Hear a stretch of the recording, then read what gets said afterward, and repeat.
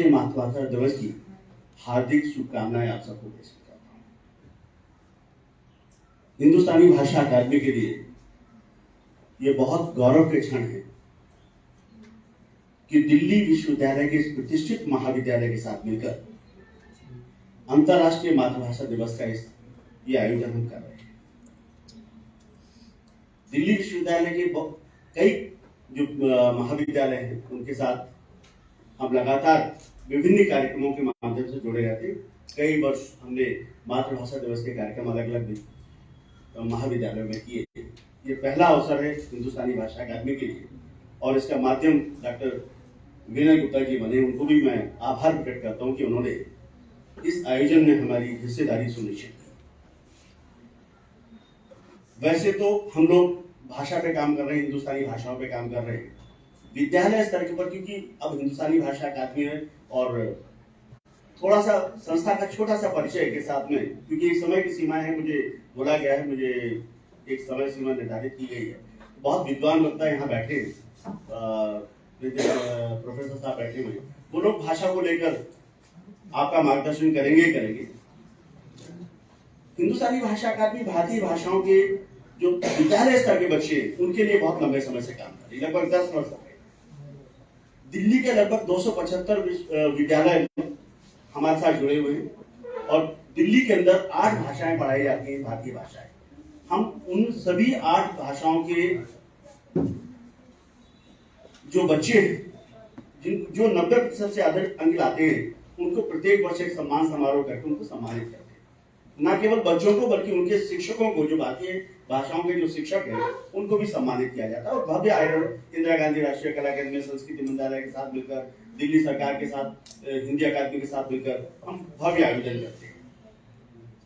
पिछला हमारा अनुभव, हमने दिल्ली विश्वविद्यालय के अंदर एक हमने भाषा महोत्सव का आयोजन किया था, जो इंदिरा गांधी राष्ट्रीय कला केंद्र, संस्कृति मंत्रालय और भारत हिंदुस्तानी भाषा अकादमी ने किया था, जिसके अंदर दिल्ली विश्वविद्यालय के उत्तरी परिषद, दक्षिणी परिषद और इन परिसरों के बाहर के जो महाविद्यालय हैं उनके बच्चों को केंद्र में रखकर एक हमने भाषा महोत्सव का आयोजन किया। श्रीराम कॉलेज ऑफ कॉमर्स के अंदर एक हमने आयोजन किया और इस कैंपस के बच्चों को इकट्ठा किया, वेंकटेश्वर कॉलेज में किया और श्यामलाल कॉलेज में किया। और यहाँ से चयनित करके बच्चों को हम इंदिरा गांधी राष्ट्रीय कला केंद्र लेकर गए और पूरे दिन का एक भाषा महोत्सव था, जिसके अंदर उनकी भाषण प्रतियोगिताएं और अलग अलग तरह की प्रतियोगिताएं हुई और उसको बहुत सराहा है। इन सभी आयोजनों का उद्देश्य क्या होता है? हम विद्यालय स्तर पर या महाविद्यालय स्तर के ऊपर जो हम कर रहे हैं, इनके उद्देश्य के पीछे हमें जाना पड़ेगा। जब तक हम अपनी युवाओं को इन भाषाओं से नहीं जोड़ पाएंगे तो हम अपनी भाषाओं को बचा नहीं पाएंगे। सामान्यतः आम जनमानस के लिए भाषा कोई मुद्दा बचा ही नहीं। कहीं भी होती है, साहित्य की चर्चा होती है, भाषाओं को कैसे बचाया जाए, कैसे लोगों को जोड़ा जाए। जब विद्यालय स्तर के ऊपर 8वीं कक्षा के बाद हमारी भाषाएं समाप्त हो जाती है, 9वीं कक्षा से विदेशी भाषाएं आ जाती हैं, अंग्रेजी माध्यम से बच्चा पढ़ता है और हिंदी जो विषय है वो एक विषय के रूप में रहता है, और 8वीं कक्षा के बाद वो विषय भी समाप्त हो जाता है, फ्रेंच, जर्मन, स्पेनिश आ जाती है। तो हम विद्यालय और महाविद्यालय स्तर पर आकर कैसे इस बात की उम्मीद करें कि बच्चे हमारे साहित्य और हमारी भाषाओं के प्रति सजग रहेंगे, उसका सम्मान करें। तो हमें विद्यालय स्तर पर भी प्रयास करना चाहिए और महाविद्यालय स्तर पर तो हमें किया जाना चाहिए। जो आपके कॉलेज, आपके जो महाविद्यालय हैं और जो शिक्षा विभाग, जो हिंदी विभाग वगैरह हैं, वो सब लोग करते ही। मैं 2-3 क्योंकि बहुत वरिष्ठ वक्ता यहाँ पर हैं, आज पूरे दिन 4 सत्रों में कार्यक्रम चलेगा। प्रथम सत्र जो हमारा उद्घाटन और वक्तव्य रहेगा।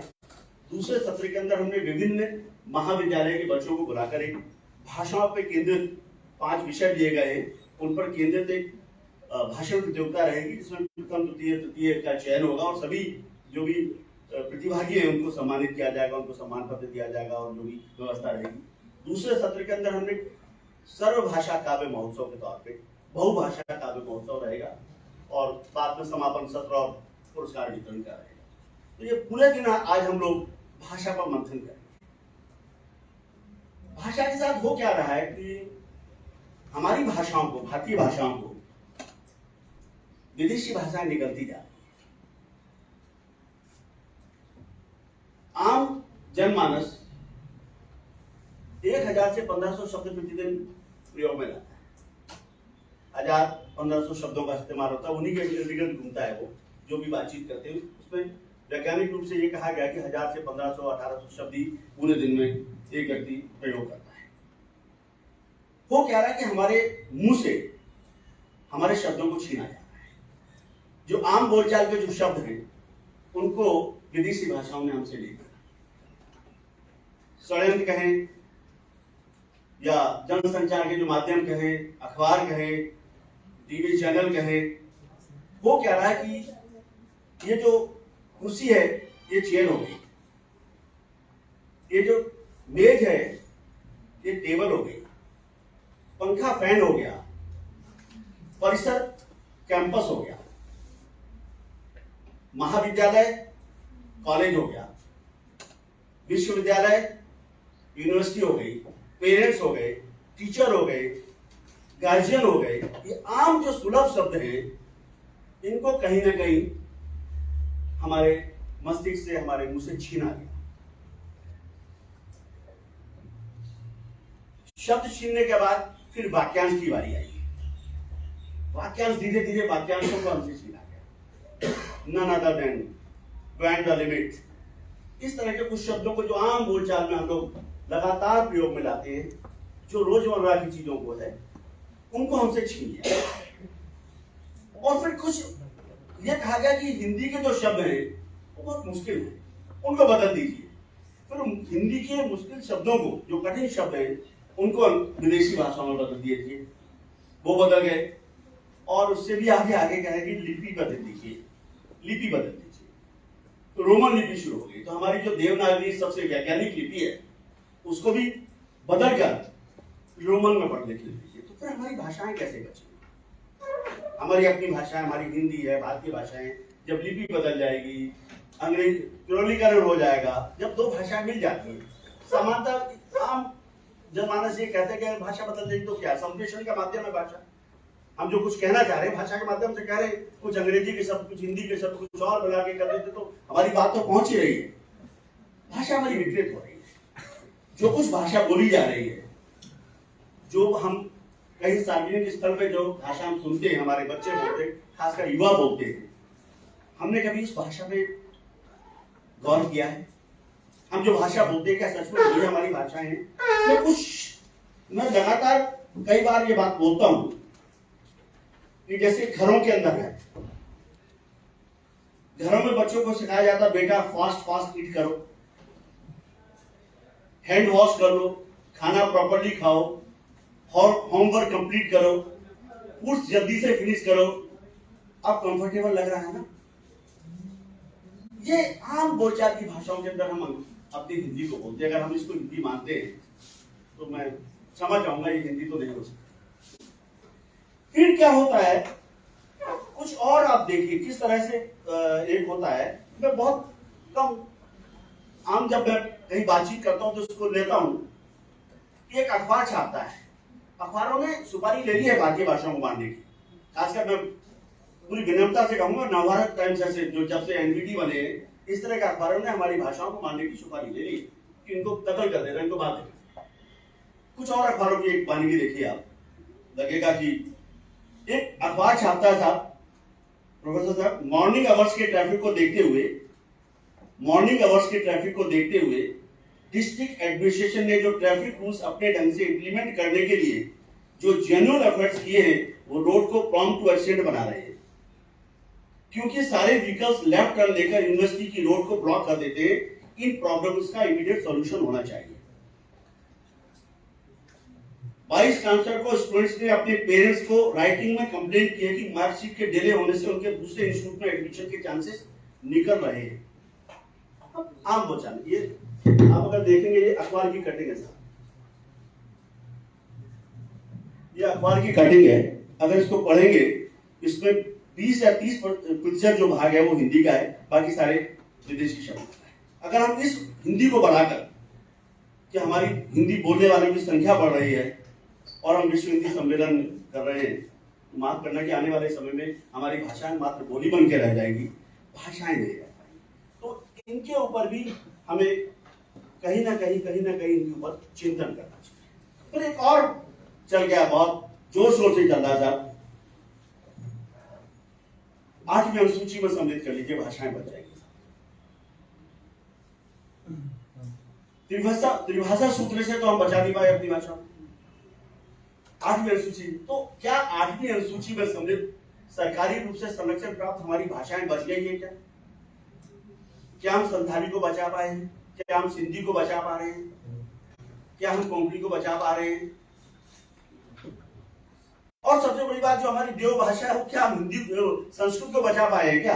अगर सरकारी संरक्षण ही किसी भाषा को बचाने की गारंटी होती तो ये सभी भाषाएं संकट की श्रेणी में ना होती। पूरे विश्व के अंदर लगभग ऐसा आंकड़ा ही 7,000 भाषाएं बोली जाती है। इस सदी के अंत तक मात्र 1 तिहाई भाषाएं बचेंगी।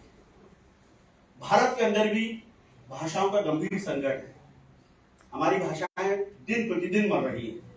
पूरा आंकड़ा समय नहीं हम बैठे कि पूरा एक सत्र चले कि भाषाएं कैसे मर रही हैं, कितनी भाषाओं की क्या स्थिति है और किस तरह से उनको मारा जा रहा है षड्यंत्र के तौर पे। ये चिंतन का विषय है। चिंता होनी चाहिए, चिंतन होनी चाहिए। हम कहीं ना कहीं सिर्फ कोई भाषा विश्व भाषा साहित्य के केवल साहित्य के माध्यम से नहीं बन सकती। जब तक हम उसको विज्ञान को, प्रौद्योगिकी के और आम उसको भाषा को सम्मिलित नहीं करने के, अपने लोगों को बोलने से, उसको प्रयोग करने से हमारी भाषाएं बनती है, बचेंगी हमारी भाषाएं। तो विश्व स्तर के ऊपर अगर हमें अपने आपको जीवित रखना है, कहीं भी एक भाषा जब बनती है तो एक पूरी एक सभ्यता मर जाती है, एक संस्कृति मर जाती है। भाषा और संस्कृति का बिल्कुल आपस में बहुत चोरी दामन का साथ है, ऐसा कहा जाता है। संस्कृति भाषाओं के माध्यम से ही बचती है, क्योंकि जिस तरह की हम भाषा बोलते हैं, कहीं ना कहीं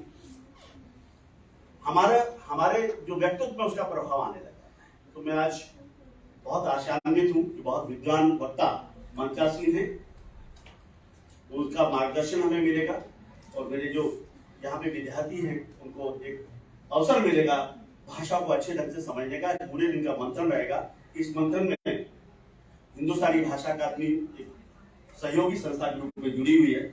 मैं आप लोगों का आभार प्रकट करता हूँ, मंचासीन अतिथियों का भी स्वागत भी करता हूँ, आभार भी प्रकट करता हूँ कि इस हमारे इस आयोजन से जुड़े। बहुत बहुत आभार, बहुत बहुत धन्यवाद।